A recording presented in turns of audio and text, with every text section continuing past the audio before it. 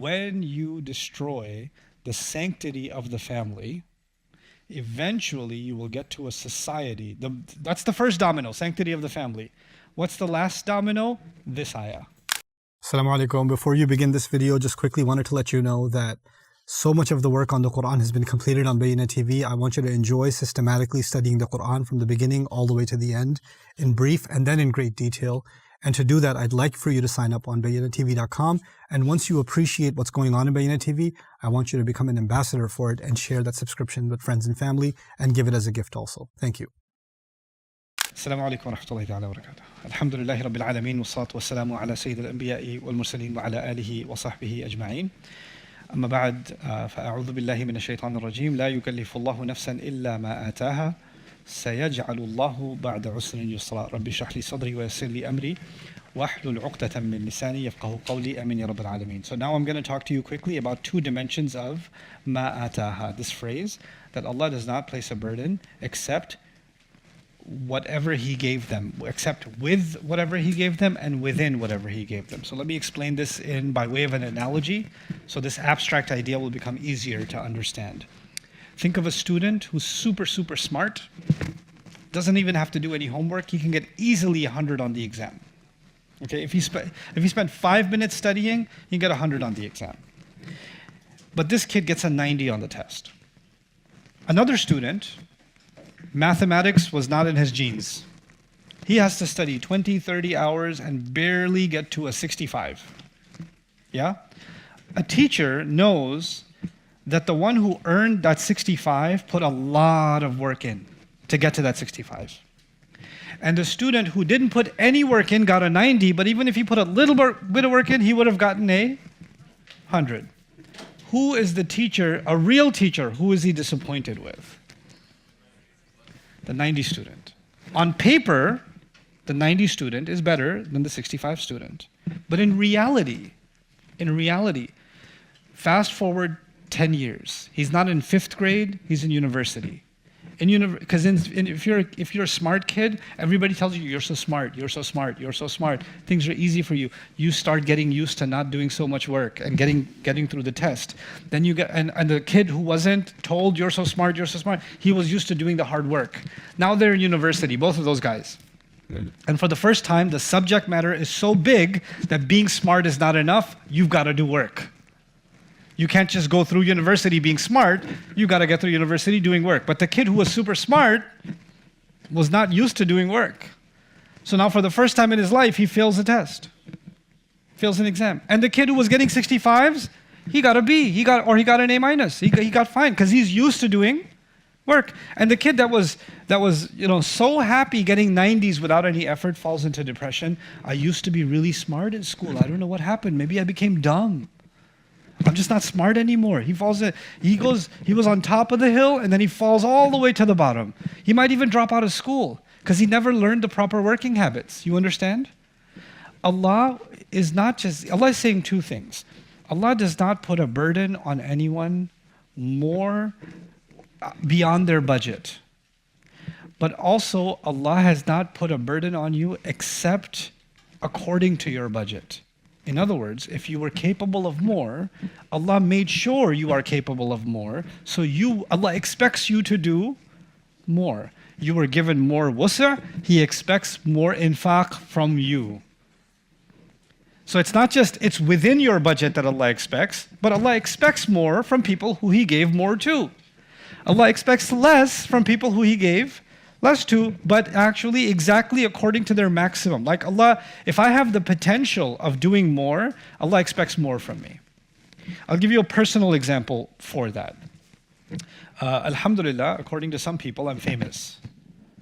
So because I'm famous, I could just turn a camera on and put a mic on and I could just say something. And I've been learning for a long time, so I could just say something from within the 20 years of what I've learned and not really open another book. And I'll still have an audience. There'll still be people sitting there listening to what I'm saying. And I can produce content. And then I can look up what are the different kinds of trending content, what are the subjects that are trending, get more views, and I can pick up on those subjects and start talking about those subjects, and I can be successful in the social media realm or in the popularity realm or in the content production realm. It's easy for me. I have tons of experience speaking. I have tons of things I can talk about. I can just run my mouth all day, start a podcast, do whatever, right? Or I could just sit back and say, Allah has given me this opportunity. Allah has given me the resources. Allah has given me people in my life. And He's given me an opportunity to serve His book. And I know I'm capable of studying it more than I ever have before. And I know I have a capability of connecting people that are studying the book and getting more extraction out of the endless treasure of the Quran than maybe Allah has given other people that opportunity. He's given me more of that opportunity, right? So now I need to decide whether I'm just going to put a camera on and do my minimum. Nobody will know. Or am I going to just, do more study now than I've ever done in my life? And do more work now than I've ever done in my life? Because in my mind, if Allah gave me the opportunity, He expects me to live up to the vastness of the opportunity. If He gave me the financial means, the intellectual means, the social means, the time, the health, if He gave me these things, how am I maximizing that stuff to His service, right? Those are the options before every one of us. With that in mind, in the context of this surah, what is Allah actually saying to a man who makes more money? Allah is saying, be generous. When you're generous to the woman that you're divorcing, and you're generous with the children, and you're generous with the giving of the child support, you're giving more than the minimum, and you're being generous, you're softening hearts. It's a gesture of goodwill.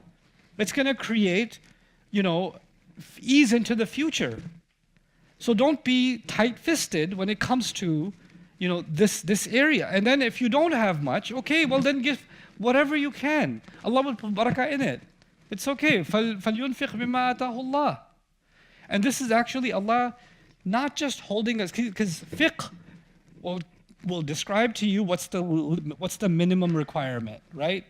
This ayah is not about the minimum requirement. The minimum requirement was already in ayah number 6. Ayah number 7, this concluding ayah, is actually about, hey, do the maximum that you can. لِيُنْفِقْ ذُو سَعَةٍ مِّن سَعَتِهِ وَمَنْ قُدِرَ عَلَيْهِ رِزْقُهُ فَلْيُنْفِقْ مِمَّا آتَاهُ اللَّهُ. And now Allah on top of that is saying, and Allah has burdened you, not beyond your ability, but Allah has burdened you with certain potential, so live up to your potential. Whatever potential Allah gave you. سَيَجْعَلُ اللَّهُ بَعْدَ عُسْرٍ يُسْرًا. Allah will put in place, after difficulty, He will put in place ease. Those of you that are students of the Arabic language should note that both usr and yusr are masdaran. They're infinitive nouns. And infinitive nouns in the Arabic language are supposed to occur with a lam. They're supposed to occur with lam al-ta'rif. So there should be بَعْدَ الْعُسْرِ الْيُسْرَ.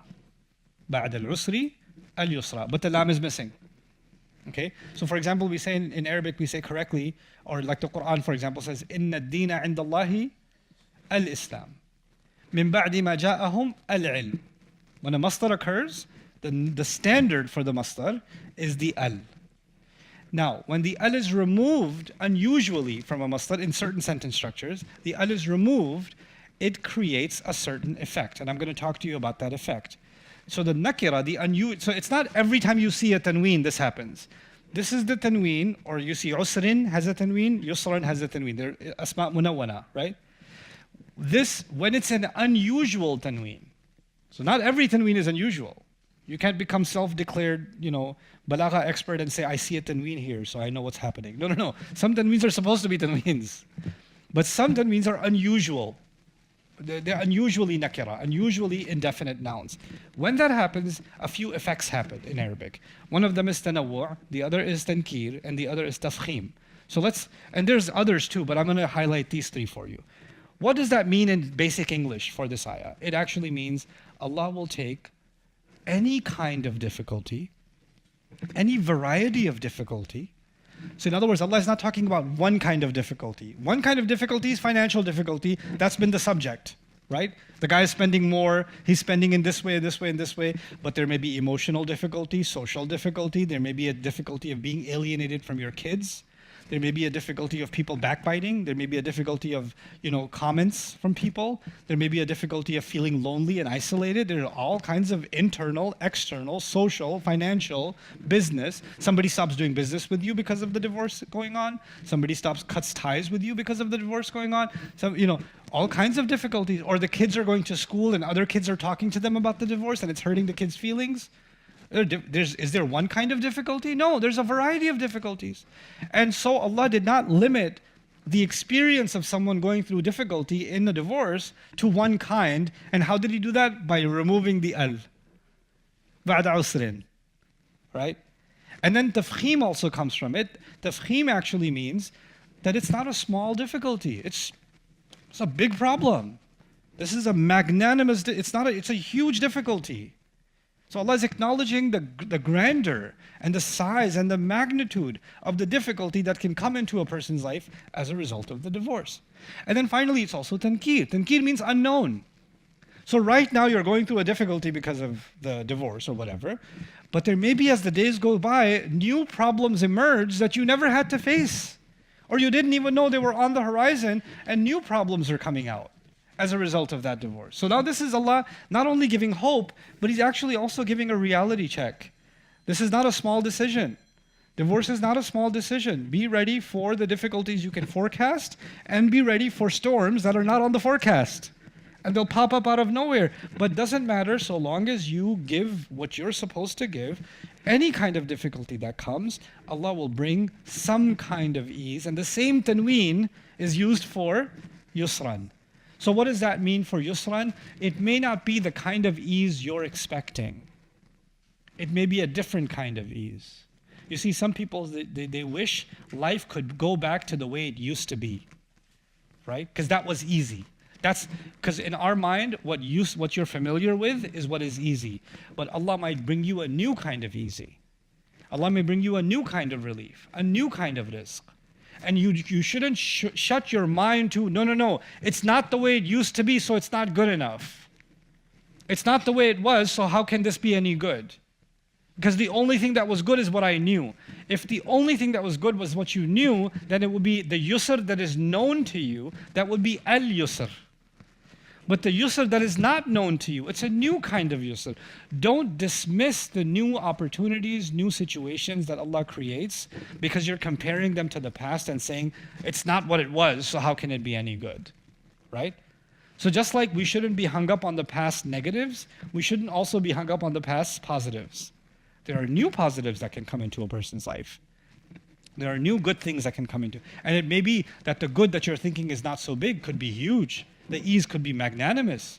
It could be magnificent, and it may lead, the domino effect, it may lead to other goodness that can be much bigger than any goodness you had in the past.